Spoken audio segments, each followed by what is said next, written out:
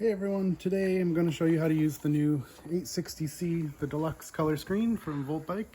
It's very similar to our previous screen, just a little bit brighter, bigger, and it's got a fourth button on the left side here to make accessing the menus a little bit easier. So first, there's the power button, which is on the left here. You just hold it down to either turn the bike on or turn it off. The bike will automatically shut off after 5 minutes, but in the menus you can change the timing on the auto off setting. And on the left as well is the pedal assist levels. So it's got a plus and minus. You can go all the way down to 0 and all the way up to level 9 as well. In the menu itself, you just, when the bike is on, double click the M button to access the menus. And in the menus, you can go through the display and you can change things like the language, the brightness, the auto off, the clock, all sorts of things here. In the next section is the e-bike menu. Just scroll down to the e-bike menu and press M to access it. In here you can set a start password.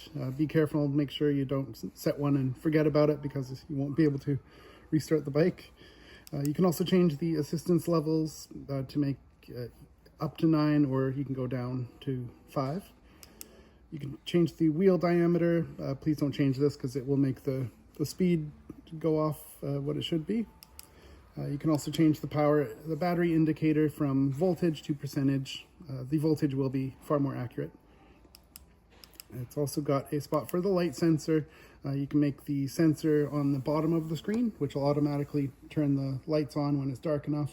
You can change the sensitivity of that setting as well.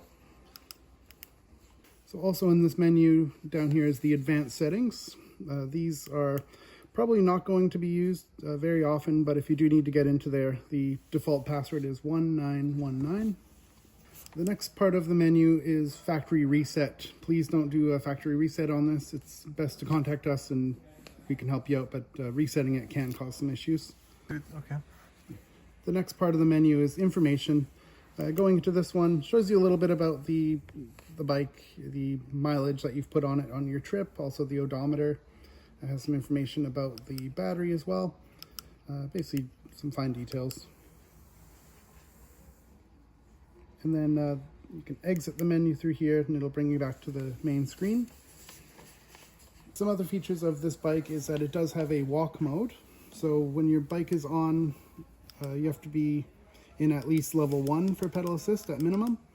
You can hold down the negative button and it'll switch into a walk mode, which makes the bike go forward by itself. But yeah, please be careful doing that. It's great for when you're loading it up a ramp or something like that, or walking the bike up a very steep hill. Some other things about the screen: when we ship it to you, it will come with a screen protector. So you can either remove or keep it on, depending on your preferences. And also down below here, there is a USB port. It's covered by a rubber plug to keep it nice and clean, but you can use this to charge devices off of the battery of the bike, and it's much faster than the port on the battery of the bike itself. And also on the button pad, there are some features of this bike that you may not know.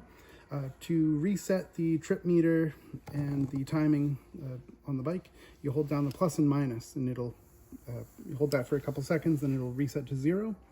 Also on the button pad, if you hold down the plus sign, the lights will go on manually. So if you want the lights to be on, you simply hold down the plus sign and it'll automatically turn on. And some other things about this bike too, it'll display pretty well everything you need on the main screen. You can cycle through using the M button to see the time and the trip and the odometer, things like that. It will also display any error codes. So if there's anything going on with the bike, there will be some error codes that you can reference in the manual to see what the issue is. And that's about all for the basic operation of this screen. Remember that the settings may vary slightly depending on the model you have. But generally this video will cover everything you need to know about the screen. So thank you so much for joining us, and don't forget to like and subscribe, and we'll see you in the next video.